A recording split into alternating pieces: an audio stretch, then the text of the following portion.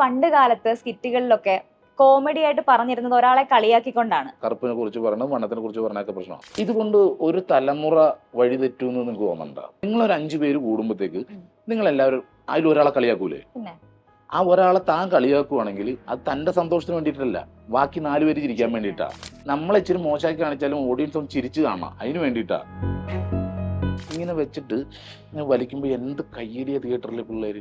ഇതൊക്കെ തലമുറയെ ചീത്താക്കുവോ അതോ ഈ കറുപ്പും വെളുപ്പും പറഞ്ഞാണോ തലമുറ ചീത്താക്കുന്നത്?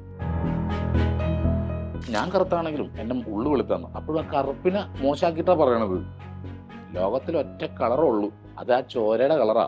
പൊതുവെ നമ്മളെല്ലാവർക്കും നെഗറ്റീവ് ഭയങ്കര ഇഷ്ടമുള്ള ആൾക്കാർ, അതറിയാമോ? നമ്മളെപ്പോഴും പറയില്ലേ പോസിറ്റീവ് ആയിരിക്കും പോസിറ്റീവ് ആയിരിക്കും, പക്ഷെ എല്ലാവർക്കും നെഗറ്റീവ് ആഗ്രഹം. ഇപ്പൊ ഇവിടെ നിന്ന് ഞാൻ കസരന്ന് വീണപ്പോൾ ചിരിക്കൂലായിരുന്നുണ്ട്, പക്ഷെ ഒരു കുഞ്ഞാ വീണെങ്കിൽ നമ്മൾ ചിരിക്കില്ല. വൈഫ് ഇല്ലായിരുന്നെങ്കിൽ ഞാനും ഇതുപോലെയൊക്കെ തന്നെ എന്തെങ്കിലും ആയിപ്പോ നമുക്ക് എവിടെയെങ്കിലും ലോഡ്ജിൽ കിടക്കുക, അവിടെ നിന്ന് പിറ്റേന്ന് ആവുക, കൂട്ടുകാർ കൂടുക, പിരിവിടുക, കുപ്പി മേടിക്കുക, കുടിക്കുക, ഇതൊക്കെ പരിപാടിയായിട്ടൊക്കെ പോകും. ഒരാള് ദുരന്തം പറയുന്നത് കേട്ട് മലയാളികൾ ചിരിച്ചിട്ടുണ്ടെങ്കിൽ അത് സാജു ചേട്ടൻ പറയുന്നതായിരിക്കും. സാജു നവോദയ ആണ് ഇന്ന് നമ്മുടെ അതിഥി. സ്വാഗതം. സന്തോഷം. സാജു ചേട്ടാ എന്ന് വിളിച്ച് സംസാരിക്കുന്നതിനെക്കാട്ടി കുറച്ചുകൂടി കംഫർട്ടബിൾ ഷാജു ചേട്ടാ എന്ന് വിളിച്ച് സംസാരിക്കുന്നതായിരിക്കും. ഞാനും ശരിക്കും സാജു എന്ന് വിളിച്ചാൽ ഞാനും ചിലപ്പോൾ നോക്കൂല, ഞാൻ ഇങ്ങനെ ഇരിക്കണ അങ്ങനെ തന്നെ ഇരുന്നുകളെ. ഇവിടെ നമ്മൾ റിസപ്ഷനിൽ വന്നിട്ട് ചേട്ടന്റെ പേര് പറഞ്ഞപ്പോൾ അവർക്കും ആക്ച്വലി അറിയില്ല. പിന്നെ ഞാൻ പാഷാണെന്ന് പറഞ്ഞപ്പോഴാണ് അവർ പറഞ്ഞത് മോളിലുണ്ടെന്ന്. ഈ കഥാപാത്രത്തിന്റെ ഒരു ഇതെന്ന് പറഞ്ഞിട്ടുണ്ടെങ്കിൽ എന്റെ കഥാപാത്രങ്ങളിലെ വെള്ളിമുങ്ങൽ അങ്ങനത്തെ കഥാപാത്രം, ദുരന്തം, കരിങ്കണ്ണൻ, പോത്തും തല, പിന്നെ ഉണ്ടല്ലോ ഒക്കെ ഇങ്ങനെ നെഗറ്റീവ് പേരുകളല്ല. അത് എന്തോ അവർ പ്ലാൻ ചെയ്യുമ്പോൾ നെഗറ്റീവ് മുഖം എന്നെ കിട്ടണമെന്ന് തോന്നുന്നത്, അതുകൊണ്ടറിയാം. അതല്ലേ പൊതുവെ നമ്മളെല്ലാവർക്കും നെഗറ്റീവ് ഭയങ്കര ഇഷ്ടമുള്ള ആൾക്കാർ, അതറിയാമോ? നമ്മളെപ്പോഴും പറയില്ലേ പോസിറ്റീവ് ആയിരിക്കും പോസിറ്റീവ് ആയിരിക്കും, പക്ഷെ എല്ലാവർക്കും നെഗറ്റീവ് ആഗ്രഹം. ഇപ്പൊ റോട്ടിൽ ഒരു ആക്സിഡന്റ് നടന്ന ആൾക്കാർ കൂടിയിരിക്കണം, അവിടെ തടഞ്ഞു നിന്നിട്ട് എന്ത് പറ്റിയിട്ടാന്ന് ചോദിക്കാൻ പറയും, കുഴപ്പമൊന്നുമില്ല എന്ന് പറഞ്ഞാ ഇങ്ങനെ ആവും മുഖം. അത് ആശുപത്രി ഇത് വരും. നെഗറ്റീവ് ഇഷ്ടപ്പെടുന്നത് ഇപ്പോഴത്തെ ഒരു പാഷനായി മാറിയ, അതുകൊണ്ടൊക്കെയാണ് ഇപ്പൊ അഷാം ഷാജിന്റെ ക്യാരക്ടർ ആൾക്കാർ ഇഷ്ടപ്പെട്ടത്. നമ്മളൊന്ന് വട്ടം കൂടി എന്ന് കഴിയുമ്പോഴത്തേക്ക് ഇപ്പൊ ഇവിടെ നിന്ന് ഞാൻ കസരന്ന് വീണപ്പോൾ ചിരിക്കൂലായിരുന്നുണ്ട്, പക്ഷെ ഒരു കുഞ്ഞാ വീണെങ്കിൽ നമ്മൾ ചിരിക്കില്ല. അപ്പൊ എല്ലാവർക്കും നെഗറ്റീവ് വേണം. ഇപ്പോ ആസ് ആൻ ആക്ടർ ഷാജി ചേട്ടന് എത്രത്തോളം ഇമ്പോർട്ടന്റ് ആണ് ലൈഫിൽ സിനിമ? ലൈഫിൽ സിനിമ എന്ന് പറഞ്ഞാൽ ഒരാളും അത് പ്രഡിക്റ്റ് ചെയ്യാൻ പറ്റില്ല നമുക്ക് എപ്പോഴും സിനിമ ഉണ്ടായിരിക്കണം എന്നുള്ളത്. ലൈഫ് എപ്പോഴും സെക്യൂർ ആയിരിക്കണം, അത് നമ്മുടെ ഫാമിലി എപ്പോഴും സന്തോഷമായിട്ടിരിക്കണം, നമ്മുടെ കൂടെ എപ്പോഴും കട്ടൊക്കെ ഉണ്ടാവണം. അതാണ് നമ്മൾ ഏറ്റവും കൂടുതൽ. സിനിമയൊക്കെ സെക്കൻഡറിയാണ്, നമുക്കത് എപ്പോഴും ഉണ്ടാവുന്നില്ല. ഒരു ടൈം കഴിഞ്ഞാൽ നമ്മൾ പുറകോട്ട് മാറി കൊടുക്കേണ്ടി വരും, അടുത്ത ആൾക്കാർ വരും. അപ്പോൾ അതനുസരിച്ചിട്ട് നമ്മളെപ്പോഴും നമ്മുടെ ഫാമിലി നമ്മളെപ്പോഴും ഇങ്ങനെ ചേർത്ത് പിടിച്ച് കൊണ്ടുപോവുക ജീവിതത്തിൽ. പിന്നെ സിനിമയെന്ന് പറഞ്ഞാൽ ഒരു ഫാൻറ്റസിയാണ്, ഒരു ലോകമാണ്. അവിടെ നമുക്ക് പല ഓപ്പർച്യൂണിറ്റീസും കിട്ടും, എങ്ങോട്ട് തിരിയാനും ഇങ്ങോട്ട് തിരിയാനൊക്കെ നമുക്ക് തോന്നും. പക്ഷെ അപ്പോഴൊക്കെ നമ്മൾ ബാക്കിലേക്ക് തോന്നുക നമ്മുടെ ഫാമിലിയുടെ അതുപോലെ നമ്മുടെ ഫ്രണ്ട്സിൻ്റെയൊക്കെ പ്രാർത്ഥനയും എല്ലാം കൊണ്ടാണ് നമ്മൾ ഈ ഒരു ഇതിൽ വന്നേക്കണത്. അപ്പോൾ എപ്പോഴും തിരിഞ്ഞു നോക്കുക, പല ഓപ്പർച്യൂണിറ്റീസ് ഇതിൽ ഉണ്ടാവും. നിലനിന്ന് പോകാനും നിലനിന്ന് താഴെ പോകാനും ഒക്കെ ഉണ്ടാവും. ചേട്ടനെ സംബന്ധിച്ച് മിമിക്രിക്കും സ്കിറ്റുകൾക്കും എല്ലാം ലൈഫിൽ ഒരുപാട് ഇമ്പോർട്ടൻസ് ഉണ്ട്. അതിലൂടെ കടന്നു വന്ന ഒരാളാണ്. ഒരുപാട് കലാകാരന്മാര് ആ ഒരു സ്റ്റേജുകൾ കൊണ്ട് രക്ഷപ്പെട്ടിട്ടുമുണ്ട്. ഒരു കാലത്ത് മലയാളികൾ ഏറ്റവും കൂടുതൽ എന്റർടൈൻ ചെയ്യിച്ചിരുന്നതും ഇത്തരത്തിലുള്ള സ്റ്റേജ് പരിപാടികളായിരുന്നു. ഇന്ന് അതിന്റെ ഒരു കാലം ഏകദേശം കഴിഞ്ഞ പോലെയാണ്. ആ ഒരു ഗോൾഡൻ ഡേയ്സിന് എങ്ങനെയാ ചേട്ടൻ ഓർക്കുന്നേ? അന്ന് ഇപ്പോഴും എനിക്ക് സിനിമ അഭിനയിക്കണേക്കാളും സന്തോഷവും കിട്ടണത് സ്റ്റേജിൽ പെർഫോം ചെയ്യുമ്പോഴാണ്. നമ്മൾ സ്റ്റേജിൽ പെർഫോം ചെയ്ത് കഴിഞ്ഞിട്ട് സ്പോട്ടിൽ നമുക്ക് റിസൾട്ടാണ്. നല്ലതാണെങ്കിലും ചീത്തയാണെങ്കിലും ഒക്കെ നമുക്ക് റിസൾട്ട് കിട്ടും. പിന്നെ അത് കഴിഞ്ഞ് ഇറങ്ങി വരുമ്പോൾ ആ നാട്ടുകാരുടെ ഒരു സന്തോഷം നമ്മുടെ അടുത്ത് വന്ന് വർത്താനം പറയലും അല്ലെ ഒരു സെൽഫി എടുക്കലൊക്കെ, അത് ഭയങ്കര സന്തോഷവും. സിനിമ നമ്മൾ ചെയ്തു വെച്ച അത്രേ ഉള്ളൂ. സ്റ്റേജിൽ പെർഫോം ചെയ്യുമ്പോഴത്തേക്ക് ആൾക്കാരൊന്നും ചിരിക്കാതെ വരുവാണെങ്കിൽ നമ്മളത് ഇമ്പ്രൂവ് ചെയ്യും, അവിടെ വെച്ച് തന്നെ സ്പോട്ടിൽ നമ്മൾ ഡെവലപ്പ് ചെയ്യും. അന്ന് ചീത്തയായി പോവുകയാണെങ്കിൽ അത് അപ്പം തന്നെ ചുരുക്കിയിട്ട് പെട്ടെന്ന് നിർത്താനുള്ള പരിപാടി നോക്കി. എല്ലാത്തിനും നമുക്ക് ഒരു ഗ്യാപ്പ് ഉണ്ട്. പക്ഷെ സിനിമയിൽ ചെയ്തു വെച്ചാൽ ചെയ്തതാ, അതിൽ പിന്നെ മാറ്റങ്ങളൊന്നും വരുത്താൻ പറ്റില്ല. ഇത്രയും കാലത്തെ സ്റ്റേജ് ജീവിതം എന്ന് പറഞ്ഞിട്ടുണ്ടെങ്കിൽ ഒരു ഓണം, വിഷു, ക്രിസ്മസ് ഇതൊക്കെ വന്നാൽ ന്യൂ ഇയർ ഒക്കെ വന്ന് നിങ്ങൾ വീട്ടിൽ തന്നെയല്ലേ. ഞങ്ങൾ ഓരോ ഓണം കൊല്ലത്താണെങ്കിൽ അടുത്ത ഓണം കോഴിക്കോടായിരിക്കും, അടുത്ത ഓണം തിരുവനന്തപുരത്തായിരിക്കും. അങ്ങനെ ഓരോ സ്ഥലങ്ങളിൽ ഏറ്റവും കൂടുതൽ ഓണം ആഘോഷിക്കണം ഞങ്ങളായിരിക്കും, ഓരോ സ്ഥലങ്ങളിൽ നിന്നുണ്ട്. അതുപോലെ തന്നെ നിങ്ങളൊക്കെ സദ്യ കഴിക്കുമ്പോൾ ഞങ്ങൾ രാത്രി പരിപാടി കഴിഞ്ഞ് ഒരു 12 ആകുമ്പോൾ ക്ലബ്ബുകളുടെ പരിപാടിയാണെങ്കിൽ സെക്രട്ടറിയുടെ വീട്ടിൽ നിന്ന് അവിയൽ, ഖജാഞ്ചിയുടെ വീട്ടിൽ നിന്ന് തോരൻ, അങ്ങനെ എല്ലാ വീട്ടിൽ നിന്ന് സാമ്പാറൊക്കെ കൊണ്ടുവന്നിട്ടാണ് ഇവർ വെക്കണത്. ഇത് ഞങ്ങൾ കഴിക്കുന്ന ഒരു 12 മണി സമയമാകുമ്പോഴത്തേക്ക് ഇതെല്ലാം സാമ്പാറായിട്ടുണ്ടാവും. ആ ഒരു അവസ്ഥയിൽ അതും കഴിക്കും. ഞാൻ ഒരു വീട്ടിൽ കയറി ചോദിച്ചിട്ട് ചോദിച്ചിട്ടുണ്ട് ഞങ്ങൾ തിരുവോണത്തിനന്ന് വണ്ടി നിർത്താൻ പറഞ്ഞു. ഇവരൊക്കെ ഹോട്ടലിലേക്ക് പോയപ്പോൾ ഞാനിപ്പോൾ വരാന്ന് പറഞ്ഞിട്ട് അടുത്തൊരു വീട്ടിൽ കയറി ചേച്ചി എനിക്ക് ചോറ് തരുമെന്ന് ചോദിച്ചു. അങ്ങനെ കയറി കഴിച്ചിട്ടുണ്ട് ഞാൻ. അവര് ആരെ വന്ന് ചോറ് ചോദിക്കണം, ഓണത്തിനും പിച്ചക്കാരനാന്ന് പറഞ്ഞു. പക്ഷെ അവർക്ക് കാര്യം മനസ്സിലായി. ഞങ്ങളിങ്ങനെ പ്രോഗ്രാമിന് പോവുകയാണ്, അപ്പൊ എനിക്ക് സദ്യ കഴിക്കണമെന്നൊരു ആഗ്രഹം അത്ര ഉള്ളൂ. ഇപ്പൊ സ്റ്റേജ് പ്രോഗ്രാം ചേട്ടൻ പറഞ്ഞല്ലോ, ഇതുപോലുള്ള ഒരുപാട് ഓർമ്മകൾ ഉണ്ടാകും സ്റ്റേജില്. സ്റ്റേജിൽ ഏറ്റവും സങ്കടം തോന്നിയിട്ടുള്ള അല്ലെങ്കിൽ ഒരു നിസ്സഹായാവസ്ഥ തോന്നിയിട്ടുള്ള മൊമെന്റ്സ് ഉണ്ടായിട്ടുണ്ടോ? അതുണ്ടായിട്ടുണ്ട്. അയ്യോ, എന്റെ ലൈഫിൽ ഒരിക്കലും മറക്കാൻ പറ്റാത്തതെന്ന് പറഞ്ഞാൽ ഇനി അങ്ങോട്ട് അതിലും വലുതൊന്നും കാണാനില്ല സ്റ്റേജ്. അതായത് ഞാൻ ഒരു ട്രൂപ്പിൽ കളിച്ചിട്ടിരിക്കുമ്പോൾ ഞാനും എൻ്റെ ഫ്രണ്ട് ഞങ്ങൾ രണ്ടുപേരും ലീഡ് ചെയ്ത് സ്കിറ്റ് കളിക്കുന്നത്. അപ്പൊ പ്രോഗ്രാം തുടങ്ങുന്നതിന് കുറച്ച് മുന്നായിട്ട്, അന്നത്തെ കാലത്ത് നമ്മൾ എന്ത് സംഭവിച്ചെന്ന് പറഞ്ഞാലും സ്റ്റേജിൽ നിന്ന് പരിപാടി മാറ്റിവെക്കാൻ സമ്മതിക്കില്ല കമ്മിറ്റിക്കാർ. എൻ്റെ വീട്ടിൽ ആർക്കെങ്കിലും എന്ത് സംഭവിച്ചാലും ഞാൻ പരിപാടിക്ക് വന്നോളാം, അത് എഗ്രിമെന്റിലുണ്ട് ട്രൂപ്പിന്റെ. അങ്ങനെ ഞങ്ങൾ പരിപാടി സ്ഥലത്തെത്തി പ്രോഗ്രാം തുടങ്ങാറായപ്പോഴത്തേക്ക് ഒരു കോള് വന്നു മാനേജർക്ക്, എൻ്റെ കൂടെ ചെയ്യണവൻ്റെ അച്ഛൻ മരിച്ചെന്നും പറഞ്ഞിട്ട്. ഇത് അറിഞ്ഞു കഴിഞ്ഞപ്പോഴത്തേക്ക് ഞാൻ പരിപാടി തുടങ്ങാൻ അരമണിക്കൂറേ ഉള്ളൂ. ഇത് അവൻ പോയി കഴിഞ്ഞാൽ പരിപാടി ഒന്നും കളിക്കാൻ പറ്റില്ല, ത്രൂ ഔട്ട് ഒന്നും കളിക്കണ. ഇപ്പോഴത്തെ കാലത്ത് ഡാൻസ് പാട്ട് അങ്ങനെ ഒന്നുമില്ല, ഫുള്ള് മിമിക്രിയാ. 2.5 മണിക്കൂറും സ്കിറ്റ് തന്നെ. അതിനിടയ്ക്ക് നടന്മാരെ അനുകരിക്കണ ഒരു പോർഷൻ മാത്രമേ ഉള്ളൂ 10 മിനിറ്റ്, ബാക്കി ഫുള്ള് സീറ്റാ. ഇവൻ പോയ പരിപാടി വട്ടം കയറി പോകും. അപ്പൊ ഞാൻ പുള്ളിനോട് നമുക്കൊരു കാര്യം ചെയ്യാം, പരിപാടി കഴിയുമ്പോൾ പറയാം, 2 മണിക്കൂറത്തെ കേസല്ലേ ഉള്ളൂ, അത് കഴിയുമ്പോൾ പറയാൻ തോന്നും. അങ്ങനെ പരിപാടി തുടങ്ങി. ഇവൻ എൻ്റെ മുമ്പിൽ കിടന്ന് സ്കിറ്റ് കളിക്കുമ്പോഴൊക്കെ എനിക്ക് എൻ്റെ ചിന്ത മുഴുവൻ അവിടെ അച്ഛൻ മരിച്ചു കിടക്കണ. അവൻ ഭയങ്കര പതിവിലും വിപരീതമായിട്ടൊക്കെ കളിക്കണവൻ.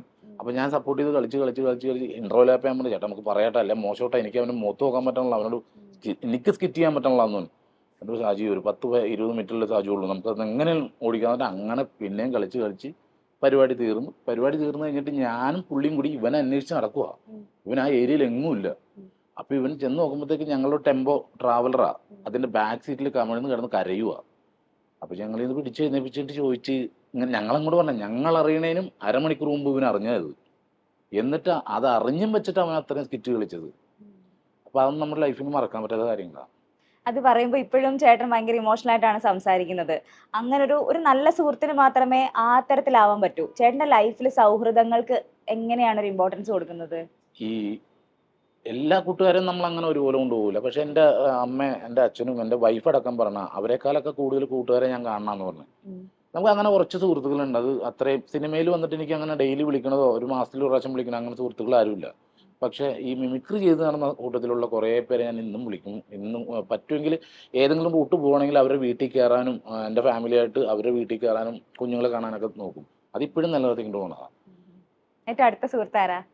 ഏറ്റവും അടുത്ത് 2-3 പേരുണ്ട്.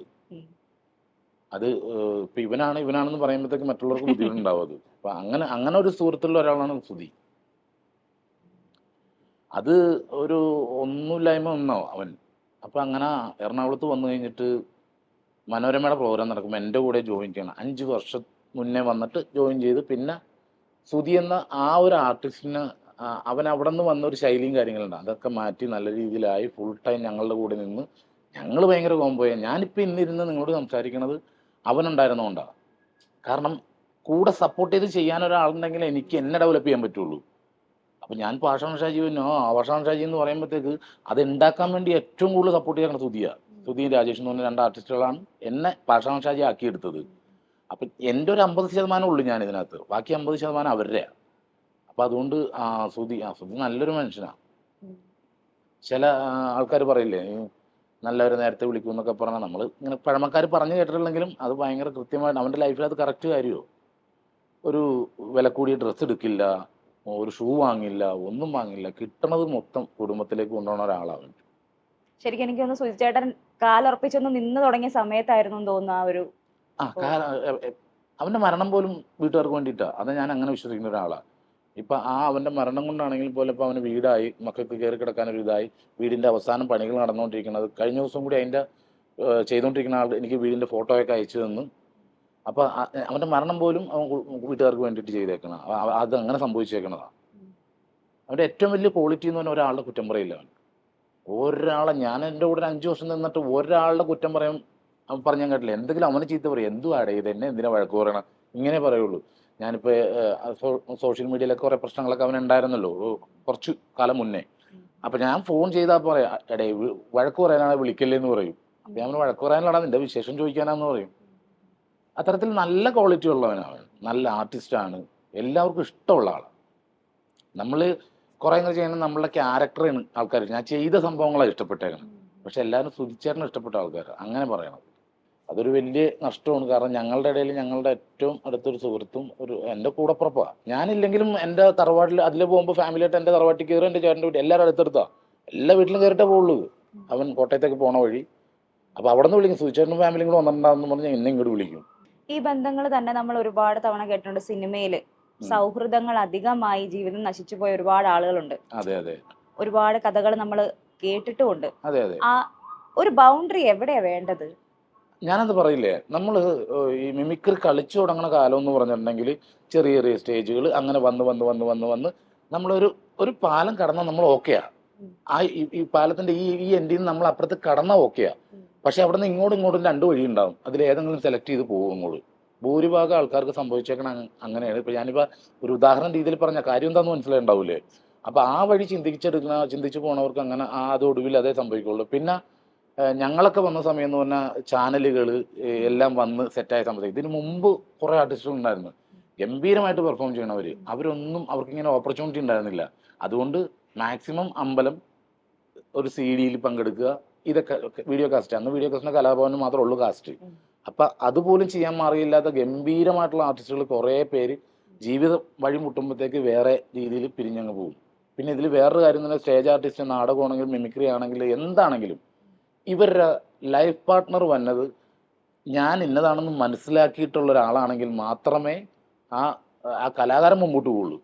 വന്ന ആൾക്ക് ഇതൊന്നും ഇഷ്ടമല്ല എന്ന് പറഞ്ഞാൽ തീർന്നു. ഇപ്പോൾ ആഴ്ചയിൽ 10 രൂപ, ഞാനൊക്കെ 75 രൂപ പേയ്മെന്റിലൊക്കെ പരിപാടിക്ക് പോയിട്ടുണ്ട്. അപ്പം അങ്ങനെ അത് കല്യാണം കഴിച്ചപ്പോഴത്തേക്ക്, ഈ കല്യാണം കഴിഞ്ഞ് വന്ന എൻ്റെ വൈഫിന് ഇത് താല്പര്യമില്ല, എനിക്ക് അങ്ങനെ ജീവിക്കണം, എനിക്ക് ഇങ്ങനെ ജീവിക്കണം എന്ന് പറഞ്ഞാൽ ആ കലാകാരൻ അവിടെ തീർന്നു. അതാ പറയുന്നത്, നമ്മുടെ ലൈഫ് പാർട്ട്ണർ ഏറ്റവും വലിയ മെയിൻ ഘടകമാണ് ഒരു കലാകാരന്റെ ജീവിതം, അവന്റെ മുന്നോട്ടുള്ള യാത്രയിൽ. ചേട്ടന്റെ ഈ ഒരു സക്സസിൽ ചേച്ചിയുടെ ഒരു എത്ര പെർസെന്റേജ് എന്ന് പറയും? 100%. അത് വൈഫില്ലായിരുന്നെങ്കിൽ ഞാനും ഇതുപോലെയൊക്കെ തന്നെ എന്തെങ്കിലുമൊക്കെ ആയിപ്പോൾ നമുക്ക് പരിപാടിക്ക് പോവുക, തിരിച്ചു വരിക, എവിടെയെങ്കിലും ലോഡ്ജിൽ കിടക്കുക, അവിടെ നിന്ന് പിറ്റേ ദിവസം ആവുക, കൂട്ടുകാർ കൂടുക, പിരിവിടുക, കുപ്പി മേടിക്കുക, കുടിക്കുക, ഇതൊക്കെ പരിപാടിയായിട്ടൊക്കെ പോകും. പക്ഷേ ഞാൻ 24ാമത്തെ വയസ്സിൽ കല്യാണം കഴിച്ചതാണ്. വൈഫിന് അന്ന് 21 വയസ്സുള്ളൂ. ആ 21 വയസ്സിൽ ഒരു 30 വയസ്സിൻ്റെ പക്വത എൻ്റെ വൈഫിനുണ്ടായിരുന്നു. അപ്പം ഞാൻ എൻ്റെ വൈഫിനെ വിളിച്ചിട്ട് പോകുമ്പോഴത്തേക്ക് ഒരു ടീഷർട്ടും ഒരു ഇത്രയെല്ലാം മിടിയിട്ടുണ്ടായിരുന്നു വൈഫ് വീട്ടിൽ നിന്ന് ഇറങ്ങി വന്നത്. ഞാൻ എൻ്റെ കൂട്ടുകാരൻ്റെ വീട്ടിൽ ചെന്നപ്പോഴത്തേക്ക് കൂട്ടുകാരൻ്റെ അമ്മ ഇങ്ങനെ വാതിലിൽ കൈവച്ച് നിൽക്കുക, സന്ധ്യ സമയത്ത് ഇവളെ കൊണ്ട് ചെല്ലുന്നത്. ഇതാരുടെ സാഹചര്യം എന്ന് വെച്ചാൽ അമ്മ ഓർത്തത് എൻ്റെ വല്ല അനിയത്തിയോ വല്ല. ഞാൻ പറഞ്ഞു ഞാൻ വിളിച്ചിട്ട് വന്നാന്ന് പറഞ്ഞപ്പോൾ ആ തൂണെ കൂടി തന്നെ താഴ്ത്തോട്ടിരുന്ന അമ്മ. കൂട്ടുകാരനെ വിളിച്ച് വരത്തി. പക്ഷെ നല്ല പക്വതയുള്ള ആളാണ്. ഞാൻ മിമിക്രിയൊക്കെ നിർത്തി പിന്നെ രക്ഷയില്ല, വാടക താമസിക്കാൻ പോയി, വാടക കൊടുക്കാൻ പറ്റില്ല, വാടകക്കാരനെ ഫ്രണ്ടിൽ വീട്, ഞാൻ പുറകെ കൂടി ഇറങ്ങിയൊക്കെ പോണ ആ ഒരു അവസ്ഥ വന്നപ്പോഴത്തേക്കും മിമിക്രിയും കൊണ്ടോട്ട് കാര്യമില്ലെന്ന് മനസ്സിലായി. അപ്പം ഞാൻ പണിക്ക് പോയി, പെയിന്റിങ്ങിന് പോയി. പെയിന്റിങ്ങിന് പോയി കഴിഞ്ഞപ്പോഴത്തേക്ക് ഇതുപോലെ വൈഫ് പറഞ്ഞ് ഇനി പെയിന്റിങ്ങിന് പോയാൽ മിമിക്രിക്ക് അല്ലാതെ വേറെ എന്തിനു പോലെ ഞാൻ തോന്നിച്ചാവും പറഞ്ഞു. അന്ന് വീണ്ടും മിമിക്രിയിലേക്ക് വന്ന് മനോജ് കെൻസിന്റെ ട്രൂപ്പിൽ വന്നു. അതൊട്ട് ഇങ്ങനെ ഓക്കെ. കഴിഞ്ഞ ദിവസം ഇപ്പൊ ഹരിശ്രേഷ് ചേട്ടൻ പറഞ്ഞിരുന്നു, പഞ്ചാബി ഹൗസ് എന്ന് പറയുന്ന സിനിമ അത്രയും ഹിറ്റ് ആയതുകൊണ്ടാണ് ഞാൻ അതിൽ ശ്രദ്ധിക്കപ്പെട്ടതെന്ന്. ഇപ്പം വലിയ പടങ്ങളിൽ നമുക്ക് ചെറിയൊരു റോൾ ആണെങ്കിലും നമ്മൾ ശ്രദ്ധിക്കപ്പെടും എന്ന് കേട്ടിട്ടുണ്ട്. അതല്ല മോളെ, ഇതിനകത്ത് ഫ്രണ്ട്സ് എന്ന് പറഞ്ഞ സിനിമയിൽ ഒരൊറ്റ ഡയലോഗേ ഉള്ളൂ, ഇതൊക്കെ ഞങ്ങളുടെ പണിസാമാനങ്ങളെ രാജാവെന്ന്. ആ സന്തോഷം എന്ന് പറഞ്ഞ ആർട്ടിസ്റ്റിന് ഒറ്റ ഡയലോഗേ ഉള്ളൂ, പക്ഷെ അത് ഹിറ്റാണത്. എന്ന് വെച്ചിട്ട് അടുത്ത കൊല്ലത്തിൽ ത്രൂ ഔട്ട് ചേട്ടനെ വിളിച്ചിട്ടില്ലല്ലോ. അങ്ങനെയുണ്ട് അതിനൊരു. പിന്നെ ഈ കോണ്ടാക്ട് ചെയ്യുന്നിരിക്കുക എന്നെ സംബന്ധിച്ച് എനിക്ക് ഇല്ലാത്തൊരു കാര്യം ഇത്. ഒരു ഡയറക്ടർ പടം തുടങ്ങാൻ പോകണമെന്ന് പറയുന്നുണ്ടെങ്കിൽ അപ്പോൾ വിളിക്കുക, അല്ലെങ്കിൽ ഇടക്കൊക്കെ ഒന്ന് വിളിച്ച് സാറേ അടുത്തെന്നാ സാറേ തുടങ്ങണത്. എനിക്ക് ഒട്ടും ഇല്ലാത്ത സംഭവം അത് എൻ്റെ ഭാഗത്തുള്ള ഏറ്റവും വലിയ തെറ്റാ. അങ്ങനെ ഇങ്ങനെ കോണ്ടാക്ട് ചെയ്തിട്ടിരുന്നാലാണ് അവർ ഒരു സംഭവം പ്ലാൻ ചെയ്യുമ്പോഴത്തേക്ക് അപ്പോൾ ഓർക്കുള്ളൂ നമ്മളാ. ഇത് ഞാൻ ആ കാര്യത്തിൽ കട്ട തോൽവിയാണ്. എനിക്കൊരു ഫേമസ് ആയിട്ടുള്ളൊരു ഡയറക്ടർ ഫ്ലൈറ്റിൽ ഇരുന്നിട്ട് ഞാൻ തൊട്ടിപ്പുറത്ത് ഒരാൾ, ഞാനിപ്പുറത്ത്, ഈ ആൾ അങ്ങോട്ട് കുറേ സംസാരിക്കണം എൻ്റെ കൂടെ ഇരിക്കണം. ഇറങ്ങിപ്പോയപ്പോഴത്തേക്ക് ഞാൻ എൻ്റെ ഇപ്പുറത്ത് നിന്ന് അവളോട് ചോദിച്ച് അത് ആരാന്ന് ചോദിച്ചു. അപ്പോൾ എൻ്റെ പൊന്ന് പോർക്കേ അതാണ് ഇന്ന ആളെന്ന് പറഞ്ഞപ്പോൾ അയ്യോ, അപ്പം നമ്മൾ ജാട കൊണ്ട് മിണ്ടാണ്ടിരിക്കണം എന്ന് ഓർക്കും. അറിയില്ല, അതാണ് സത്യത്തിൽ. അത് പറയാൻ പറ്റില്ല, പറഞ്ഞു കഴിഞ്ഞാൽ അവർക്ക് വിഷമാവൂലേ. മഞ്ജു വാര്യർ, കാവ്യ മാധവൻ, ആ ഒരു ടൈമിൽ അവരെ മാത്രമല്ല ഇപ്പം ഇറങ്ങിയ പുതിയ പടത്തിൽ നടിമാരെ ഒന്നിൻ്റെ പേര് എനിക്കറിയാൻ പാടില്ല. എന്നിട്ട് ഞാൻ എവിടെയെങ്കിലും ഇരിക്കുമ്പോൾ വൈഫിന് വാട്സപ്പ് ചെയ്ത് ആരാന്നൊന്ന് പറയാന്ന് പറഞ്ഞു, കൂടെ അപ്പുറത്തിരിപ്പുണ്ട് ആരെ പേര് പറയാന്നുകൊണ്ട് അങ്ങനെ ചെയ്യാറുണ്ട്. കാര്യം സ്വന്തമായിട്ട് PR-നെ വെച്ച് മുമ്പോട്ട് പോകുന്ന ആളുകളാണ് കൂടുതലും അതെ അതെ ആർട്ടിസ്റ്റുകൾ. ഇപ്പൊ ആ അതെ ഒരു കാലത്ത് ചേട്ടൻ ഇങ്ങനെ ആയാൽ എങ്ങനെ സർവൈവ് ചെയ്യും? അതാണ് നമ്മളുടെ ഏറ്റവും വലിയ പ്രശ്നമാണ്. ഞാൻ ഇൻസ്റ്റാഗ്രാം എന്ന് പറഞ്ഞ സംഭവം തുടങ്ങുന്നത് ബിഗ് ബോസിൽ നിന്ന് വന്നതിന് ശേഷം. അതിപ്പോ കുറച്ച് നാളായുള്ളൂ. ആകെ വാട്സപ്പ് മാത്രമേ ഉപയോഗിക്കുള്ളൂ. ഫേസ്ബുക്ക് അതിന്റെ പാസ്വേഡ് എന്താണെന്ന് എനിക്ക് അറിയാൻ പാടില്ല. അത് ഉണ്ടാക്കിയിരിക്കുന്ന ആരാന്ന് എനിക്ക് അറിയാൻ പാടില്ല. മൊത്തത്തിൽ തോൽവി ആ കാര്യത്തില്. ഈ അമർ അക്ബർ അന്തോണി എന്ന ചിത്രം ലൈഫിൽ ഒരു വലിയ ഭാഗമായിരുന്നു, വലിയൊരു പാർട്ടായിരുന്നു. അതെ അതെ പഷണം ഷാജി എന്നൊരു അതെ ആർട്ടിസ്റ്റിനായാലും ദുരന്തം പറയുന്ന ആളെ മലയാളികൾ സ്വീകരിച്ചു തുടങ്ങിയതെല്ലാം ആ ഒരു ചിത്രത്തിന് ശേഷമാണ്. അതിലേക്കുള്ള ഒരു എൻട്രി എങ്ങനെയായിരുന്നു? ഇപ്പോഴും ആ ചിത്രത്തെ എങ്ങനെയാ ചേട്ടന്റെ മനസ്സിലൊരു സ്ഥാനം? ആ ദുരന്തം എന്ന് പറഞ്ഞിട്ടുണ്ടെങ്കിൽ നമ്മളെ ഈ പാഷാണ ഷാജി എന്ന ക്യാരക്ടർ നമ്മുടെ നാട്ടിൽ എവിടെയെങ്കിലും ഒരാളുണ്ടാവും. നിങ്ങളുടെ നാട്ടിൽ തന്നെ ഒരാളങ്ങനത്തെ ഉണ്ടാവും. അതുപോലത്തെ ഈ ദുരന്തം ഉണ്ടാവും. ദുരന്തം പറഞ്ഞ ആള്. ഇത് ദുരന്തം പറഞ്ഞാലേ കേട്ടിട്ടുള്ളൂ. വേറൊരാളൻ എൻ്റെ അടുത്തുണ്ട്. നമ്മുടെ ചേട്ടൻ മറ്റേ നമ്മുടെ ഷിജു ഇല്ലേ അവിടുത്തെ, അച്ഛൻ തൂങ്ങിച്ചത്തത്. വെറുതെ അങ്ങ് പറയും. അങ്ങനെ മരണം കൂട്ടിയേ പറയുള്ളൂ എന്തായാലും. അപ്പൊ അങ്ങനത്തെ ആൾക്കാരുണ്ട്. ഇത് ഈ ദുരന്തം എന്ന് പറഞ്ഞിട്ടുണ്ടെങ്കിൽ ചിലപ്പോ ഒരു ഇതിൽ പറഞ്ഞപ്പോ എപ്പോഴെങ്കിലും സംഭവിച്ചിട്ടുണ്ടാവും. പിന്നെ അത് നാട്ടിൽ അങ്ങനെ ആവും. ഹ്യൂമർ ചെയ്യുന്നതാണോ അഭിനയിക്കുന്നതാണോ ഏറ്റവും ഈസി? അല്ലേ, ഈസി അഭിനയിക്കാനാ. അഭിനയിക്കുമ്പോൾ എന്ത് ചെയ്യാൻ ഏറ്റവും ബുദ്ധിമുട്ടെന്ന് അറിയാമോ? ചിരിക്കാൻ. ചിരിക്കാൻ നമുക്ക് എന്ത് പറഞ്ഞാലും പറ്റൂല. ഒരു ക്യാമറ വെച്ചിട്ട് നമ്മളോട് ചിരിക്കാൻ പറഞ്ഞാൽ നമുക്ക് കിട്ടും. അത് ആർട്ടിഫിഷ്യലാന്ന് മനസ്സിലാവും എങ്ങനെ വന്നാലും. പക്ഷെ കരയാൻ പറഞ്ഞാൽ നമ്മൾ കരയും. അത് റിയൽ ആയിട്ട് തന്നെ നമുക്ക് അറിയാൻ പറ്റും. പക്ഷെ ചിരിക്കാൻ പറ്റില്ല. ഞാനൊക്കെ പെട്ടിട്ടുണ്ട്. നമുക്ക് വരില്ല അങ്ങനെ ചിരിക്കാനായിട്ട്. പിന്നെ ഒപ്പിക്കും. അത് കറക്റ്റായിട്ട് മനസ്സിലാവും. പിന്നെ ഡബ്ബിംഗ് സൂട്ടിൽ നമുക്ക് അതിന്റെ ഇതൊക്കെ മാറ്റി മോഡുലേഷൻ ഒക്കെ മാറ്റി സെറ്റാക്കി കൊടുക്കാൻ പറ്റും. ഇപ്പോ നമ്മൾ കണ്ടിട്ടുള്ള സുരാജ് വെഞ്ഞാറമൂട് ആണെങ്കിലും ഇന്ദ്രൻസ് ആണെങ്കിലും കോമഡി വിട്ട് കുറച്ചുകൂടി സീരിയസ് റോളുകളിലേക്ക് വന്നപ്പോ അവരുടെ വേറൊരു തലമാണ് നമ്മൾ കണ്ടത്. അതെ അതെ ഷാജു ചേട്ടൻ അങ്ങനത്തെ റോളുകൾ ചെയ്യണം എന്ന ആഗ്രഹം കൂടുതലായിട്ടുണ്ടോ? അല്ല, ഇതിപ്പോ ഒരാളെ വിളിച്ചിട്ട് സുരാട്ടിനെ വിളിച്ചിട്ട് സുരാട്ടിനെ കൊണ്ട് അങ്ങനെ ചെയ്യിക്കാം, ആ ചെയ്യിക്കാന്നുള്ളൊരു മനസ്സൊരാക്കുണ്ടായല്ല. അതുപോലത്തെ ഒരു മനസ്സ് വരുന്ന സമയം വരെ ഞാനും വെയിറ്റിംഗില്ല. സമയത്തിൽ വിശ്വാസം ഉണ്ടോ? എല്ലാവർക്കും ഒരു ടൈം ഉണ്ട് എന്ന് പറയുമല്ലോ, ഒരു നല്ല സമയം ഉറപ്പായിട്ടും ഉണ്ട്. കാരണം വിശ്വാസം അത് കഴിഞ്ഞിട്ടേ ഉള്ളൂ. നമ്മള് ഇപ്പൊ പറഞ്ഞില്ലേ, എന്ത് പറഞ്ഞാലും അമ്പലത്തിൽ പോയി കഴിഞ്ഞാൽ ചെരുപ്പൂരിട്ട് കയറണതും ഭയം, അത് നമുക്ക് ബഹുമാനം കൊണ്ടുള്ള ഭയോ. ആ ബഹുമാനം കൊണ്ടുള്ള ഭയം നമുക്ക് എല്ലാത്തിലും ഉണ്ടാവണം. അച്ഛൻ്റെ അടുത്താണെങ്കിലും അമ്മയുടെ അടുത്താണെങ്കിലും മറ്റുള്ള ആൾക്കാരുടെ അടുത്താണെങ്കിലും അത് പേടിക്കലല്ല വേണ്ട. പോലീസിന്റെ അടുത്താണെങ്കിലും ബഹുമാനം കൊണ്ടുള്ള ഭയമാണ് വേണ്ടത്. പക്ഷെ നമ്മൾ പോലീസിന് കേൾക്കുമ്പോൾ തന്നെ മുട്ടിടിക്കാൻ തുടങ്ങും. എല്ലാവരും ബഹുമാനിച്ചുകൊണ്ട് മുമ്പോട്ട് പോവുക, ബഹുമാനം കൊടുക്കുക, തിരിച്ചു വാങ്ങുക, അതൊക്കെ തന്നെ ഉള്ളൂ. എപ്പോ ചേട്ടനെ കണ്ടാലും ഈ ഒരു കുറി ഉണ്ടാവും നെറ്റിയില്. പണ്ടോട്ടുള്ള ശീലമാണോ? ദൈവവിശ്വാസിയാണോ? അതെ അതെ അതില്ലെങ്കിൽ ഞാനേ ഒരു വീട്ടിൽ നിന്ന് പോരുമ്പോ ഞാൻ എടുത്ത ഡ്രസ്സ്, വൈഫ് ഇട്ട ഡ്രസ്സുമായിട്ട് ബസ് കയറി പോകുമ്പോ പനങ്ങാട് വരുന്നു. ആ വന്നോട്ട് പിറ്റോട്ട് ഞാൻ ഗണപതി അമ്പലത്തിൽ പോകും. എനിക്ക് എന്തൊക്കെ കിട്ടിയിട്ടുണ്ടോ അതെല്ലാം ഭഗവാൻ തന്നേക്കണം. അപ്പൊ അതുകൊണ്ട് ഒരു രീതിയിൽ അല്ലെങ്കിൽ മറ്റൊരു രീതിയിൽ ഞാൻ ഭഗവാനോട് ഇങ്ങനെ അടുത്തോണ്ടിരിക്കും. അത് വൈഫും അങ്ങനെ തന്നെ. പ്രാർത്ഥന എന്ന് പറയുന്നത് ചേട്ടന്റെ ഒരു ടേംസിൽ എന്താണ് നമ്മൾ പ്രാർത്ഥിക്കാന്ന് പറയുന്നത്? പ്രാർത്ഥിക്കുക എന്ന് പറയാൻ നമ്മൾ ഓരോ ദിവസം ചെന്നിട്ട് ഞാൻ എപ്പോഴും പറയണത് എനിക്കൊന്നും വരത്തില്ലേ ഭഗവാൻ എന്ന് പറയുള്ളൂ. ഞാൻ എൻ്റെ കുടുംബക്കാർക്ക് വേണ്ടിയിട്ടും ആർക്കും വേണ്ടി ഞാൻ പ്രാർത്ഥിക്കില്ല. എനിക്കൊന്നും സംഭവിക്കരുത്. കാരണം അവർക്ക് എന്ത് സംഭവിച്ചാലും എനിക്ക് നോക്കാന്നുള്ള, ഞാൻ നോക്കും എന്നുള്ളൊരു വിശ്വാസം എനിക്കുണ്ട്. എനിക്ക് നോക്കാൻ പറ്റും.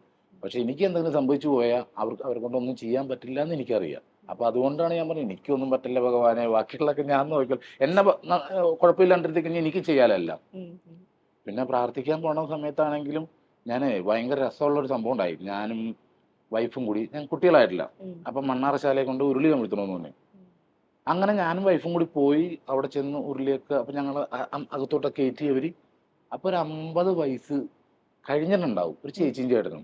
അവർ ഇതേ ആവശ്യത്തിന് വന്നിട്ട് ഇവരെ പെണ്ണിൽ നിന്ന് പ്രാർത്ഥിക്കുക. അപ്പം ഞാൻ ഇവരെ തന്നെ ഇങ്ങനെ നോക്കി നിൽക്കുക. എന്നിട്ട് ഞാൻ കഴിഞ്ഞിട്ട് അപ്പം ഞാൻ അവർക്ക് വേണ്ടി പ്രാർത്ഥിച്ച്, ഞങ്ങൾക്കായാലും കുഴപ്പമില്ല അവർക്കാവട്ടെ എന്ന്. ഞാൻ തിരിച്ചു വന്ന് വൈഫിനോട് ചോദിച്ച് ആർക്ക് വേണ്ടി പ്രാർത്ഥിച്ചാൽ പറയാം ആ ചേച്ചിയും ചേട്ടനും വേണ്ടിയാന്ന് തോന്നുന്നു. അപ്പൊ ഇതാ പറഞ്ഞത്, നമുക്ക് എപ്പോൾ നമ്മൾ ആർക്ക് എന്തിനു വേണ്ടി പ്രാർത്ഥിക്കണം, നമ്മൾ ഒന്നും പ്ലാൻ ചെയ്ത അമ്പലത്തിൽ ചെല്ലാൻ പറ്റില്ല. നമ്മൾ മറ്റുള്ളവർക്കും കൂടി അങ്ങോട്ട് കൊടുത്തേക്കുക. ഈ ഒരു കുഞ്ഞുങ്ങളാവാൻ വേണ്ടി ചേട്ടൻ അമ്പലത്തിൽ പോയി പ്രാർത്ഥിച്ച കാര്യം പറഞ്ഞല്ലോ, സൊസൈറ്റി അതിൽ വല്ലാതെ ഇന്റർഫിയർ ചെയ്തിട്ടുണ്ടോ എപ്പോഴെങ്കിലും?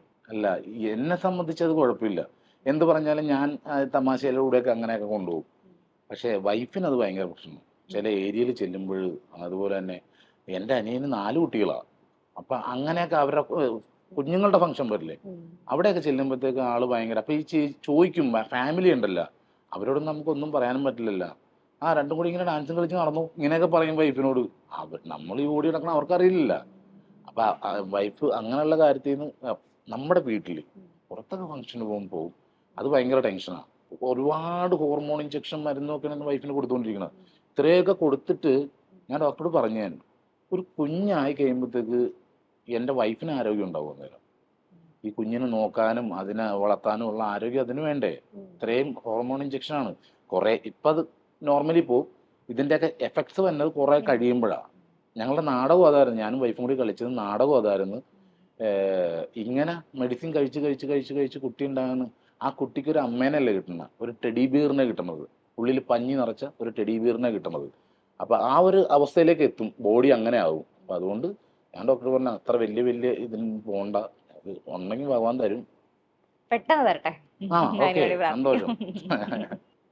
കൊച്ചിക്കാരനാണ് വർഷങ്ങളായിട്ട്. ഞാൻ തൃപ്പൂണിത്തുറ ജനിച്ചു വളർന്നത്. അതെ, കൊച്ചിയിൽ ഈ വെള്ളക്കെട്ട് എല്ലാ വർഷവും പറയും, സെലിബ്രിറ്റീസ് അടക്കം നിരവധി തവണ ആളുകൾ ഇതിനെതിരായിട്ടൊക്കെ പോസ്റ്റുകളും കാര്യങ്ങളും എല്ലാം ഇട്ടതാണ്. പക്ഷെ അതിനൊരു സൊല്യൂഷൻ ഇതുവരെ ആയിട്ടില്ല. കഴിഞ്ഞ ദിവസവും കൊച്ചിയിൽ ഒരു മഴ പെയ്തപ്പോഴത്തേക്ക് ഓൾമോസ്റ്റ് എല്ലാ സ്ഥലവും വെള്ളത്തിലായി. ഒരു നാട്ടുകാരൻ എന്നുള്ള രീതിയിൽ ചേട്ടൻ എന്താ തോന്നുന്നത് ഈ ഒരു കാര്യത്തില്? എന്തോരം തോടുകൾ, എന്തോരം അരുവികൾ. നമ്മൾ ഈ എറണാകുളം ജില്ലയിൽ ഒത്തിരി തോടുകൾ ഉണ്ടായിരുന്നു. ആ തോടുകളിലേക്ക് മുകളിലാണ് ഇപ്പോൾ ഫ്ലാറ്റ് ഇരിക്കുന്നത്. വെള്ളം പോകാനുള്ള എല്ലാ സൊല്യൂഷനും ഉണ്ടായിരുന്നു. എത്ര മഴ പെയ്താലും കടലിലേക്ക് പോകാനുള്ള സൗകര്യങ്ങൾ ഉണ്ടായിരുന്നു. അതൊക്കെ പോയിട്ട് ഞാൻ വഞ്ചിക്ക് പോയ സ്ഥലത്തൊക്കെ ഇപ്പോൾ ഫ്ലാറ്റ് വന്നിട്ടുണ്ട്, ഞാൻ വഞ്ചിയിൽ സഞ്ചരിച്ച സ്ഥലത്ത്. അപ്പൊ അതുകൊണ്ട് നമ്മളിങ്ങനെ ഫ്ലാറ്റുകൾ കെട്ടിപ്പൊക്കി പൊക്കി പൊക്കി പൊക്കി വരുമ്പോൾ, ഞാനും ഫ്ലാറ്റിലാണ് താമസിക്കുന്നത്, പൊക്കി പൊക്കി പൊരുക്കി വരുമ്പോൾ നമുക്ക് ഇതുപോലുള്ള ദുരന്തങ്ങൾ വന്നുകൊണ്ടിരിക്കും. ചിലപ്പോൾ ഇതിപ്പോൾ നമുക്ക് നോർമലി നീന്തി അല്ലെങ്കിൽ അങ്ങനെയൊക്കെ പോകാൻ പറ്റുന്ന രീതിയിലായി, ഇത് ഒട്ടും പറ്റാത്തൊരു കാലം വരും. അപ്പോഴേ നമ്മൾ ആലോചിക്കുള്ളൂ അതിന്റെ ഒരു എഫക്ട്. ആ ഇപ്പൊ നമ്മള് ഞാൻ പറയട്ടെ, ഫ്ലാറ്റുകൾ ഉണ്ടെങ്കിൽ പോലും നമ്മളുടേതായിട്ടുള്ള കാര്യങ്ങൾ നശിപ്പിക്കാതെ അതൊക്കെ ചെയ്യണമായിരുന്നു. കൊച്ചിയിലെ വെള്ളം ഒഴുകാനായിട്ട് എറണാകുളം ടൗണിൽ തന്നെ തോടുകൾ ഉണ്ടായിരുന്നു, അതൊന്നും ഇപ്പൊ ഇല്ല. ചില സ്ഥലത്തൊക്കെ ഉണ്ട്, അത് കണ്ടു കഴിഞ്ഞിട്ടുണ്ടെങ്കിൽ പേനയിൽ മഷിയായിട്ട് ഉപയോഗിക്കാം, അങ്ങനത്തെ വെള്ളം ഇപ്പൊ കിടക്കണത്. അതിന് വെള്ളം ഒഴുകി അങ്ങോട്ടും ഇങ്ങോട്ടും ഏറി ഏറി പോകുമ്പോഴാണ് വെള്ളം ക്ലിയർ ആയിട്ട് കിടക്കുള്ളൂ. പിന്നെ വേസ്റ്റ് കൊണ്ടും തള്ളലും എല്ലാം കൂടി ആയിട്ട് തോടുകൾ എന്ന് പറഞ്ഞാൽ മനസ്സിലായ മോൾക്ക്, അത് എറണാകുളം ജില്ലയിൽ ഒത്തിരി ഉണ്ട് ടൗണിൽ തന്നെ. അതൊക്കെ പോയി, അതൊക്കെ ഇതിന്റെ ഭാഗമാണ്, അതിന്റെയൊക്കെ ഭാഗമാണ് ഇത് അനുഭവിച്ചുകൊണ്ടിരിക്കുന്നത്. ചേട്ടൻ സിനിമയിൽ വന്നിട്ടിപ്പോ ചുരുങ്ങിയൊരു കാലഘട്ടമേ ആയിട്ടുള്ളൂ. പക്ഷെ എങ്കിലും ആ വരുമാനത്തിൽ നിന്ന് അല്ലെങ്കിൽ ചേട്ടന്റെ സമ്പാദത്തിൽ നിന്ന് ഇല്ലാത്ത ആളുകളെ കൂടി കരുതാനുള്ള ചെറിയ ചെറിയ ശ്രമങ്ങളും നടത്താറുണ്ട്. എന്തുകൊണ്ടാണ് അങ്ങനെ ഒരു ഇനിഷ്യേറ്റീവ് സ്വന്തമായിട്ട് എടുക്കുന്നത്? ഇതൊന്നും 5 വർഷം മുമ്പ് നടന്ന കാര്യങ്ങളാണ്. അതൊന്നും ഞാൻ ഒരു മീഡിയയിലൊന്നും പറഞ്ഞിട്ടില്ല. വേറൊരു ചാനലിൽ വന്ന് ഇതേപോലെ എന്നെ വേറൊരാളുടെ അടുത്ത് നിന്നാണ് ഇതൊക്കെ മേടിച്ചത്. അതിനുശേഷം ഞാൻ പറയണത്, ഞാൻ അപ്പൊ എൻ്റെ ഒരു ഇതെന്ന് പറഞ്ഞിട്ടുണ്ടെങ്കിൽ, ഞാൻ ഒന്നുമില്ലാത്തടത്ത് നിന്ന് വന്നപ്പോഴത്തേക്ക് എന്നെ സഹായിക്കാനായിട്ട് പല സൈഡിൽ നിന്നും ആൾക്കാരുണ്ടായിരുന്നു. അപ്പോൾ എനിക്ക് എന്തെങ്കിലും ഉണ്ടെങ്കിൽ അതിൻ്റെ ഒരു വിഹിതം എന്നും ഞങ്ങൾ മാറ്റി വെക്കും അതിന് വേണ്ടിയിട്ട്. അങ്ങനെ ഒരു ക്യാൻസർ പേഷ്യന്റിന് മരുന്ന് മേടിച്ചു കൊടുക്കാനായിട്ട് ഞാനും വൈഫും കൂടി പോയതാ. അവിടെ ചെന്നപ്പോൾ ഒരു ഫ്ലെക്സ് ഇട്ട വീട്ടിൽ പേഷ്യന്റ്, അതിൻ്റെ ഉള്ളിൽ ഫ്ലെക്സ് ഇട്ടിട്ട് കിടക്കണം, പഴയ ഫ്ലെക്സ് ഇല്ലേ. അപ്പോൾ വൈഫിനോട് ഞാൻ പറഞ്ഞു നമുക്കൊരു കട്ടിൽ വാങ്ങിച്ചുകൊണ്ട് കൊടുക്കാമെന്ന് പറഞ്ഞു. അപ്പോൾ വൈഫ് പറഞ്ഞു നമുക്കൊരു കുഞ്ഞു വീട് വെച്ച് കൊടുത്താലോന്ന് ചോദിച്ചു. കാരണം +1 +2 പഠിക്കുന്ന 2 കുട്ടികൾ, പെൺകുട്ടികൾ, ഇവർ ബാത്റൂമിൽ പോകണം വെളുപ്പിന് 3 മണിക്ക്. ആൾക്കാരൊക്കെ എഴുന്നേക്കണം, ഇപ്പോൾ കാട്ടിൽ പോകണം, അവിടെ നിന്ന് അല്ലെങ്കിൽ നൈറ്റ് പോകണം, എല്ലാവരും ഉറങ്ങുമ്പോൾ. അങ്ങനെയാണ് അവരുടെ ജീവിതം. അപ്പോൾ ഞാൻ പറഞ്ഞു എന്നാൽ നമുക്ക് വീട് വെച്ച് കൊടുക്കാം. അപ്പോൾ അടുത്ത ആൾക്കാരൊക്കെ കൂടി വന്നാൽ ഞങ്ങളെല്ലാവരും ഉണ്ടാവും സഹായിക്കാനായിട്ട്. ഒരു കല്ലെടുക്കാൻ ഒരാളുണ്ടാകും, ലേബർ ചാർജ് കൊടുക്കണ്ടെന്നൊക്കെ പറഞ്ഞ് ഇങ്ങനെ പറഞ്ഞു. ഫസ്റ്റ് കല്ലിട്ടെന്ന് കണ്ടതാ ഈ ആൾക്കാരെ, പിന്നെ കണ്ടിട്ടില്ല, എല്ലാവരും മുങ്ങി. അവസാനം വൈഫും ഞാനുമായി. പിന്നെ നമ്മൾ തന്നെ വെച്ചു കൊടുക്കാന്ന്. അങ്ങനെ പിന്നെ എന്നെ ആരും ഉദ്ഘാടനത്തിന് കോളേജിൽ നിന്നൊക്കെ വിളിച്ചാലും പിള്ളേര് പറയും ചേട്ടാ പൈസ ഒന്നും ഇല്ലട്ടാന്ന് പറഞ്ഞാൽ പറയും കുഴപ്പമില്ല, എനിക്കൊരു 10 ചാക്ക് സിമെന്റ് എടുത്ത് അവിടെ കൊടുത്തായെന്ന് പറയും. അങ്ങനെ അങ്ങനെ അങ്ങനെ ആക്കി. ഇതിനിടയ്ക്ക് ഞാൻ കോഴിക്കോട് ഷൂട്ട് എടുക്കുമ്പോൾ തറ പണിയാൻ അവിടെ തന്നെ ഒരു പുള്ളി, ഞാൻ നിന്നും ചെയ്തോളാം ഷാജി പൊയ്ക്കോന്ന് പറഞ്ഞു. ഞാൻ നോക്കുമ്പോൾ എത്ര ലോഡ് ചേട്ടാ, അപ്പൊ 14ാമത്തെ ലോഡ് അടിക്കുന്നു. ചെറിയ വീട് പണിയാൻ്റെ 14 ലോഡ് കാര്യങ്ങൾ. ഞാൻ ചെല്ലുമ്പോൾ എന്റെ പൊക്കത്തിൽ തറയിട്ട് വെച്ചേക്ക്, വീടിന് തറ. അപ്പൊ ഞാൻ ചോദിച്ചു ഇതെന്തിനാ ഇത്രയും തറ അടിച്ചു? അല്ല വെള്ളം വന്നു കഴിഞ്ഞാൽ നമ്മൾ സേഫ് ആണല്ലോ അന്നേരം. ഞാൻ പറഞ്ഞു ചേട്ടൻ നിർത്തിക്കഴിഞ്ഞ് ഞാൻ ചെയ്തോളാന്ന് പറഞ്ഞു. അങ്ങനെ ഇതുപോലെയൊക്കെ ചെയ്ത് വീടും കൊടുത്ത് 2 ബെഡ്റൂം, അറ്റാച്ച്ഡ് ബാത്റൂം, ഹാള്, കിച്ചണൊക്കെ ആയിട്ട് ഒരു വീട് വെച്ച് കൊടുത്തു. അത് ഇങ്ങനെ. പിന്നെ നമ്മൾ ഈ വെള്ളപ്പൊക്കം വന്ന സമയത്ത് ആണെങ്കിൽ ഇപ്പൊ ഈ പറഞ്ഞ സമയത്തൊക്കെ എൻ്റെ വീട്ടിൽ കാറ്ററിങ്ങാ, ഒരു സൈഡ് ഫുള്ള് കാറ്ററിങ്ങാ. അവിടെ നിന്ന് രാവിലത്തെ ഫുഡ് ഒരു സ്ഥലത്തേക്ക്, ഉച്ചക്ക് വേറെ സ്ഥലത്തേക്ക്, വൈകിട്ട് വേറെ സ്ഥലത്തേക്ക്, അങ്ങനെ എല്ലായിടത്തോട്ടും കൊണ്ടേ കൊടുക്കും. ഞാനും വൈഫും തന്നെ ഇത് കൊണ്ട് പോണതും. പിന്നെ കൂട്ടുകാരൊക്കെ ഉണ്ട്, അവരൊക്കെ ഉണ്ടാക്കാനായിട്ട് എല്ലാവരും കൂടി വരും. അങ്ങനെ കുറെ ഡ്രസ്സുമായിട്ട് ഞാൻ ഏലൂര് ചെന്നു. ഏലൂര് ഫാക്ടറിന്റെ ഒരു ഇതുണ്ട്. അവിടെ ചെന്ന് കഴിഞ്ഞപ്പോൾ ഡ്രസ്സ് കൊടുത്തു, എല്ലാവർക്കും കൊടുത്തു കഴിഞ്ഞപ്പോൾ ഒരു അമ്മച്ചി ജനലിന്റെ അവിടെ നിന്ന് എന്നെ ഇങ്ങനെ വിളിച്ചു ഇങ്ങനെ. ഞാൻ ചെന്ന് എന്താ അമ്മയെന്ന് പറയാ, എന്റെ ഈ സാരിക്ക് മാച്ചല്ല അണ്ടർ സ്കേർട്ട്. ഞാൻ വൈഫിനെ ഒരു നോട്ടം നോക്കി, വൈഫ് ചിരിച്ചിട്ട് ഓടിക്കളഞ്ഞു. ഞാൻ എന്റെ അമ്മക്ക് ഒരു വാങ്ങിച്ചു കൊടുത്തിട്ടില്ല. അപ്പൊ അതൊന്നും അവരാ ആ ഒരു സമയത്ത് പറയണതാ. അപ്പൊ നമ്മൾ കൊടുക്കൂല്ലോ, എന്നെ കണ്ടു കഴിഞ്ഞപ്പോ ഇങ്ങനെ പറയണ. എന്നിട്ട് ഞാൻ പിറ്റേ ദിവസം ഏത് കളറാണെന്ന് രശ്മിനെ നോക്കിയിട്ട് അതുപോലത്തെ മേടിച്ചുകൊണ്ടേ കൊടുത്തു. അപ്പൊ അങ്ങനെയുള്ള കാര്യങ്ങളൊക്കെ ചെയ്യാനെന്ന് പറഞ്ഞിട്ടുണ്ടെങ്കിൽ അത് എനിക്ക് ഭഗവാൻ ഒരു വശത്ത് തന്നുകൊണ്ട് ഞങ്ങൾ ഒരു വശത്തുകൂടി ഇങ്ങനെ ചെയ്യുന്നു. അങ്ങനെ കുറെ ഈ കാര്യങ്ങൾ. വന്ന കാലത്ത് നമ്മൾ എന്ത് ചെയ്താലും അത് സോഷ്യൽ മീഡിയയിലൂടെ അല്ല, പങ്കുവെക്കുന്ന നമ്മൾ എങ്ങനെ നല്ല ജീവിക്കുന്നു. വഴി, നല്ല വശമുണ്ട്. കുറെ ആളുകൾക്ക് അതൊരു ഇൻസ്പിറേഷനും ആണ്, പക്ഷെ ചെയ്യാത്ത ആളുകളുണ്ട്. ചേട്ടനെ സംബന്ധിച്ച് ഇങ്ങനെയുള്ള കാര്യങ്ങൾ ചെയ്യുമ്പോൾ മാനസികമായി കിട്ടുന്ന ഒരു സുഖം ഉണ്ടല്ലോ, അതെന്താ, എങ്ങനെയാ അതിനെ? അതാണ് നമ്മുടെ ഏറ്റവും വലിയ സന്തോഷം. ഇതിപ്പോ എന്റെ ഏറ്റവും വലിയ അവസ്ഥ എന്ന് പറഞ്ഞാൽ, ഞാൻ അവർക്ക് വീട് വെച്ച് കൊടുക്കുമ്പോൾ എന്റെ ബ്രദർ വാടക താമസിക്കുമോ, അവരുടെ മാനസികാവസ്ഥ എന്തായിരിക്കും? ഇത് ഞാൻ പോയി പെട്ട് എന്റെ മനസ്സുകൊണ്ട് ഞാൻ ചെയ്തേക്കാന്ന് പറഞ്ഞാൽ അങ്ങനെ ചെയ്തതാ. അപ്പൊ ഈ ഒരു സന്തോഷം കിട്ടുന്നത് നമ്മൾ കുറച്ച് ദിവസം കഴിയുമ്പോഴത്തേക്ക് ചിലപ്പോൾ നമ്മുടെ ഒന്നും ഉണ്ടാവില്ല, നമുക്ക് ഉപയോഗിക്കാൻ പോലും കാര്യങ്ങൾ നടത്താനുള്ള അവസ്ഥ ഉണ്ടാവില്ല. അപ്പോഴും തന്നെ എന്തായാലും ഭഗവാൻ തരും, അതുകൊണ്ട് അങ്ങനെ മുമ്പോട്ട് പോവാ. ഇപ്പൊ ചട്ടിച്ചോറ് എന്നൊക്കെ പറഞ്ഞ് നിങ്ങളെ കഴിക്കണില്ലേ? ഞാനൊക്കെ എന്റെ കുഞ്ഞുനാളിന് മുതൽ ചട്ടിച്ചോറ് കഴിക്കണ. ആ ചട്ടിയിൽ എന്റെ കറി ഉണ്ടാവൂല, ആ ചട്ടിയിലിട്ട് ഞങ്ങളെ കഴിച്ചേക്കണത്. ക്യാൻഡിൽ ഡിന്നർ കഴിക്കണം. ഞാനൊക്കെ എന്റെ ചെറുപ്പം മൂലം മണ്ണെണ്ണ വിളക്കിന്റെ വെട്ടത്തിരുന്ന് കഴിച്ചോണ്ടിരുന്നത്. അതൊക്കെ ഇപ്പൊ ഭയങ്കര ഫാഷനായി മാറി. അപ്പൊ ഈ ഫാഷനൊക്കെ ആദ്യം ഉപയോഗിച്ച് ഞങ്ങളാ. എന്റെ വീട്ടുകാർ ഫുള്ള് ക്യാൻഡിൽ ഡിന്നറാണ്, ചട്ടിച്ചോറും കഴിക്കുന്ന ആൾക്കാരാ. ആ ചട്ടിക്ക് ഇടിയാവുന്നുള്ളൂ, ഒരു ചട്ടിയിലുണ്ടാവുള്ളൂ വീട്ടില്. ഇപ്പൊ ചേട്ടൻ അത് തമാശയായിട്ട് പറഞ്ഞു. ആ ഒരു കാലത്തിൽ അതൊരു ഇപ്പോഴും ഓർക്കുമ്പോ ഉള്ളിൽ അതിനൊരു സർവൈവ് ചെയ്ത് വന്നതിന്റെ അഭിമാനം ഇല്ലേ മനസ്സിൽ? ഞാൻ പറഞ്ഞ എനിക്ക് ഭഗവാൻ എന്നോട് പറയണം, നിനക്ക് ഇനി ഒരു ജന്മം കൂടി തന്നെ, അല്ലെ പഴയ ഒരു കാലഘട്ടത്തേക്ക് നിനക്ക് പോകണമെന്ന് പറഞ്ഞാൽ എവിടെ പോകണമെന്ന് ചോദിക്കാൻ, ഞാൻ എന്റെ വീട്ടിൽ ആ ജനിച്ചു വളർന്ന ആ സമയത്തുള്ള എന്റെ വീട്ടിലേക്ക് പോകണമെന്നാ. ഞങ്ങൾ 10 മക്കളാ. ഒരു കോള് പോലെ അതിനകത്ത് ചാള അടുക്കിയിട്ടേക്കണ പോലെ കിടക്കണം എല്ലാം കൂടി. അതിന്റെ ഇടയിൽ കിടന്ന് പുതപ്പ് തല്ലി പിടിച്ച് കിടന്ന് ഉറങ്ങൂലേ, അങ്ങനെ കിടക്കണം എന്റെ ഏറ്റവും വലിയ ആഗ്രഹം. 10 മക്കളുടെ അമ്മയാണ്. ആ അമ്മ എന്തോരം സ്ട്രഗിൾസ് ജീവിതത്തിൽ അനുഭവിച്ചിട്ടുണ്ടാവും. എന്നോട് ഒരു ഇന്റർവ്യൂല് ചോദിച്ചോ, അല്ല ബിഗ് ബോസിൽ വെച്ച് ചോദിച്ച് ഏറ്റവും വലിയ ധീരവനിത ഏതാന്ന് ചോദിച്ചു. ഞാൻ പറഞ്ഞു എന്റെ അമ്മയെന്ന് പറഞ്ഞു. പിന്നെ അവർ ഇന്ദിരാഗാന്ധി എന്ന്, ഇന്ദിരാഗാന്ധി ഒരു ബീരങ്കിയുടെ മുന്നിൽ നിന്നുള്ളൂ, എന്റെ അമ്മ 10 ബീരങ്കിയുടെ മുമ്പിൽ നിന്നത്. അങ്ങനെ ഇത്ര പേരെ വളർത്തിക്കൊണ്ടുവരണ്ടേ? ഡ്രസ്സ്, കാര്യങ്ങള്, ഭക്ഷണം. അന്ന് ഇവർ ചെയ്യണ ജോലിയാ കൃഷിപ്പണി. അച്ഛൻ ഊണ് കഴിച്ചാലും പകുതി കഴിക്കുള്ളൂ, അമ്മ ഊണ് കഴിച്ചാലും പകുതി കഴിക്കുള്ളൂ, ചേട്ടൻ ഊണ് കഴിച്ചാലും പകുതി കഴിക്കുള്ളൂ. കാരണം അവർക്കറിയാം ഞങ്ങൾക്ക് തികഞ്ഞിട്ടുണ്ടാവൂലെന്ന്. അപ്പൊ അങ്ങനെ ഒരു ലൈഫിൽ നിന്ന് വന്നുകൊണ്ട് എനിക്കൊരാളുടെ വിഷമം കണ്ടാലോ ഒരാളുടെ ഇല്ലായ്മ കണ്ടാലും എനിക്ക് പെട്ടെന്ന് മനസ്സിലാവും. പിന്നെ സെലിബ്രിറ്റി എന്നൊക്കെ പറഞ്ഞാൽ അത് നമുക്ക് മറ്റുള്ളവർ തന്നെതാ. നിങ്ങളുടെ മനസ്സിലുണ്ടാവും, എന്റെ മനസ്സിൽ ഉണ്ടാവാൻ പാടില്ല. എന്റെ മനസ്സിൽ ഉണ്ടാവാതിരുന്നാലേ എനിക്ക് അടുത്ത വീട്ടിൽ ഒരാൾ സംസാരിക്കാൻ പറ്റുള്ളൂ. ഞാൻ അങ്ങനെ സംസാരിച്ചാലാണ് അയാൾക്ക് ഒരു വിഷമമുണ്ടോ എനിക്ക് അറിയാൻ പറ്റുള്ളൂ. സെലിബ്രിറ്റി എന്നൊക്കെ കാണുമ്പോ അങ്ങനെ അടിച്ചു പോയിട്ടുണ്ടെങ്കിൽ ഞാൻ വേലിപ്പത്തനോട് പോലെ വർത്താനം പറയും പുറത്തു പോരുമ്പോ. എന്റെ വീടിന്റെ അവിടെ തന്നെ മീൻപിക്കാൻ ഒരു ചേച്ചി ഇരിക്കുന്നുണ്ടാവും. ഞാൻ വണ്ടി കൊണ്ടുവന്നിട്ട് ചേച്ചി 2 പാക്കറ്റ് ചന്ദനത്തിരി എന്ന് പറയും. ഓടാ ഇപ്പോഴും നിലവില് അവരെന്നെ എടാന്ന് വിളിക്കുക, എല്ലാ സ്വാതന്ത്ര്യം ഉണ്ട് അവർക്ക്. എടാ മൈ എന്ന് വിളിക്കണ അമ്മമാര് വരെ ഉണ്ട് അവിടെ. അക്കറച്ച് വിൽക്കുന്നിടത്ത് ചെന്നിട്ട് ചന്ദനത്തിരിയൊക്കെ ചോദിച്ചു അവര് സമ്മതിക്കുക. അതൊരു സന്തോഷം. ആ ഒരു ലൈഫിന് ഇപ്പോഴും മുറുകെ ഇങ്ങനെ മനസ്സിൽ ചേർത്ത് പിടിച്ചിട്ടുണ്ട്. ഉറപ്പായിട്ടും നമ്മൾ ഒരിടത്ത് പോകുമ്പോൾ കാണാൻ എനിക്ക് ഏറ്റവും സങ്കടം തോന്നിയത് ഈ കളിയാക്കണ സ്വഭാവം എനിക്ക് ഭയങ്കര കൂടുതലാ. ചെന്നൈയിൽ പോയപ്പോ അവിടെ ഞങ്ങൾക്ക് ഒരു റിസോർട്ട് പോലൊരു സംഭവം തന്നു. ഞങ്ങളവിടെ 2 ദിവസം കഴിഞ്ഞ പരിപാടി. അപ്പൊ ഒരു ചേട്ടൻ ഞങ്ങൾക്ക് ഭക്ഷണമായിട്ട് വരും. ഈ പുള്ളിയുടെ സംസാരവും ഈ നടപ്പും ഒക്കെ ഭയങ്കര ശൈലിയാ. ഈ പുള്ളി ഭക്ഷണം വെച്ചിട്ട് പുള്ളി യാത്ര ഞാൻ പോകുമ്പോൾ ഈ ഭക്ഷണം കൊണ്ട് ഞാൻ പുറത്തിറങ്ങി വാതിലടച്ചിട്ട് ഞാൻ വരും ഇതുപോലെ. അപ്പൊ ഇവന്മാരൊക്കെ കിടന്ന് ചിരിയാ. അപ്പൊ ഇതുപോലെ തന്നെ ഞാൻ കാണിച്ച് ഒരു 5 ദിവസം കഴിഞ്ഞപ്പോൾ ഞങ്ങൾ അവിടെ നിന്ന് ഇറങ്ങുക. അന്ന് രാവിലെ ബ്രേക്ക്ഫാസ്റ്റ് വന്നിട്ട് പുള്ളിക്കാരൻ പറഞ്ഞു, ഉച്ചയ്ക്ക് ഞാൻ ഉണ്ടാവില്ല കേട്ടോ മക്കളെന്ന് ചോദിച്ചു. അപ്പൊ എന്ത് പറ്റിയിട്ടാന്ന് പറഞ്ഞു, ഞാൻ ഹോസ്പിറ്റലിൽ പോകണം, എനിക്ക് ഇവിടെ ക്യാൻസർ ആണെന്ന് പറഞ്ഞു. ഞാനൊരൊറ്റ ഇരിപ്പിരുന്നിട്ടില്ല. ഇവന്മാരെന്ത് പറഞ്ഞിട്ടോ ഒന്നും എനിക്കെല്ലാം ഞാൻ ചത്ത പോലെ. കാരണം ഞാൻ അതിന് മാത്രം കളിയാക്കിയിട്ടുണ്ട് അവിടെ. ഈ ചേട്ടൻ വന്ന് പോകുമ്പോഴൊക്കെ ഞാൻ കളിയാക്കിയിട്ടുണ്ട്. എന്നിട്ട് ആ പേയ്മെന്റ് കിട്ടിയത് ഫുള്ള് ഞാൻ ആ ചേട്ടനെ കൊടുത്തിട്ട് വന്നു, ചേട്ടൻ ഇത് കൈ വെച്ചോ, എന്തെങ്കിലുമൊക്കെ ഉണ്ടെങ്കിൽ വിളിക്ക്, എന്നെക്കൊണ്ടാവുന്ന പോലെ ഞാൻ ചെയ്തു തരാം, ഇത് കൈ വെച്ചോളാൻ പറഞ്ഞിട്ട് ഒരു പ്രോഗ്രാമിന് വേണ്ടി ചെന്നൈയിൽ നിന്ന് കിട്ടിയ പ്രോഗ്രാമിന്റെ പൈസ മൊത്തം കൊടുത്തിട്ട് ഞാൻ പറഞ്ഞു പൊക്കോളാൻ പറഞ്ഞു. ഞാൻ തീരുമാനിച്ചു ഇനി മേലെ ഒരാളെ ഞാൻ കളിയാക്കില്ലെന്ന്. നമുക്കൊരാളുടെ അവസ്ഥ അറിയാതെ നമ്മൾ കളിയാക്കിയിട്ട് അതിന്റെ ഇതുപോലെ കരയേണ്ടി വരുമെന്ന്. അങ്ങനെ ഫുൾ പ്ലാൻ ചെയ്തിട്ട് നേരെ റെയിൽവേ സ്റ്റേഷനിൽ വന്നു.